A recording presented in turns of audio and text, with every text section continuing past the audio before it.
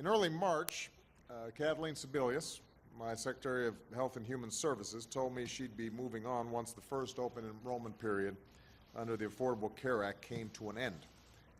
And after 5 years of extraordinary service to our country and 7.5 million Americans who've signed up for health coverage through the exchanges, she's earned that right. All right, there you go. Wonderful, wonderful. It was a big garden party today. Joining us now to talk about maybe why Kathleen Sebelius had to go is our friend Noah Rothman. He's writer and editor at Mediaite.com. Hey, Noah. Hi, Steve. How are you? Good, good, good. All right, so your site is leading with right now a story that you wrote up talking about an NBC News report that the folks at the White House were kind of unhappy with her press appearances, and rightfully so. They should also have been unhappy with her testimony appearances before the various committees. But one in particular, the Daily Show appearance. Yeah, it's pretty shocking that they would actually, senior administration officials would speak to Kristen Welker and really undercut the administration's stated, reasoning that Kathleen Sebelius was leaving of her own accord, is that they were actually really unhappy with her media appearances in the immediate wake of the launch of the healthcare website, specifically the Daily Show, which is actually very surprising. Yeah, talk a little bit about what happened on the Daily Show. Well, this is on October 7th. This is about a week into the launch of the website. It was really actually evident to everybody that this was an unspinnable, unmitigated disaster for healthcare reform supporters. And so nobody could actually, everybody wanted to get to Kathleen Sebelius. She had already been booked on the Daily Show for some time. So when Jon Stewart got to her, he actually gave her a pretty significant grilling. And there wasn't any way to defend how the website had performed up to that date. So she really just kind of took it. And it's a pretty famous interview. You can Google it and check it out yourself, and you should, because he does an admirable job of taking her to the woodshed a little bit, out of, more in sorrow than in anger sort of interview. And so Welker said, that the administration told her that they were frustrated with the quote-unquote rocky appearance that she had on the Daily Show, which had probably frustrated their efforts to sign up young and healthy individuals to the exchanges in the early period of that rollout. And so they say, you believe it or not, you may not know it, but you didn't see much of her after that. So it makes sense that they wanted to bury her, but that her appearance on a comedy show on Comedy Central scuttled her career as the face of the Affordable Care Act is rather interesting. And the fact that it comes out today, the day that she's resigning from her post, is even more interesting. Yeah. It really undercuts the idea that, she's going to be rehabilitated when she leaves office. I don't think they want her to be rehabilitated, frankly. Yeah, no, and she lost a page today, as I'm sure you're well aware, in her farewell speech. She said, a page is apparently missing. And, you would think that the woman was a governor. The woman's been in this position for so many years. Her whole life has been public speaking. How about faking it or just trying to get by without, I lost a page? I mean, come on. Well, she vamped a little bit after that. She actually did a pretty good job of recovering once she lost the page. But yeah, if she was a trained, theater performer, she would never admit to the audience she lost her script. But that's not her role. And now I'm willing to cut her some slack there, but it certainly is metaphoric. Yes, absolutely. That's probably what she'll be remembered for, along with the disastrous Obamacare rollout, and many would say still disastrous Obamacare bill. Now let's talk about Alex Wagner and MSNBC.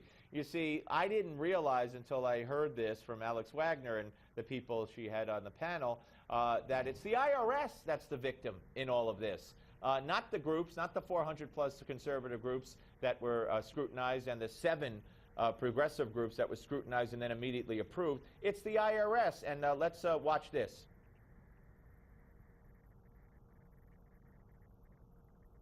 $36, I believe. All right, do we have Crossroads it? still has its tax-exempt status. Yeah, must have been a pretty long letter. Yes, the longest letter in IRS Most history. edited editor. But this is a story of, I mean, in my mind, the IRS, who was trying to get this out, they were the ones that have been actually targeted in this whole investigation. Yeah. Yeah, so it's the IRS. I'm glad she explained that to me, because now I have a whole different perspective on it. It's speaking truth to power, and it's especially good politics in April to take the side of the IRS, the little guy in the situation. Really draws everybody over to your side. So, I mean, this just is very apropos, typical of MSNBC, right? Because there is no scandal to them. It's dead. It's over. It's done. Right. Well, yeah. I mean, it's indicative of how the scandal is not done, because this comes at a particular moment when all those documents are released, and you get a glimpse into what actually occurred and the level of coordination between Lois Lerner and Democratic groups and even members of Congress and their staffs. And there are far more questions now than answers. And it does appear that this was anything but a witch hunt on the part of the House Oversight Committee investigating this. That now that the spin is that the IRS is somehow being persecuted by the members of Congress is about as stark an admission as you can have that there really is something there, and there's very little spin on the part of the administration's defenders left. And that kind of conversation, by the way, was happening with a member of ProPublica, who, by the way, is an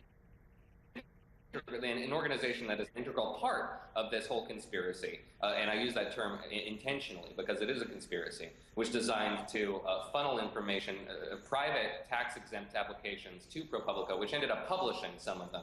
And on all of that is very egregious. Yeah, it's very telling who the guest was. You're absolutely right. All right, let's talk about the big announcement yesterday that indeed it's going to be Stephen Colbert taking the place of David Letterman. Boy, I mean, that was very quick. It leads you to believe, or it leads me to believe, one, that Letterman, made this announcement to Moonves way before he told us, and B, I mean, you have to explain to me what Moonves thinks he's doing. Is it true also that Colbert is not going to be in that character? He's going to be out of that character?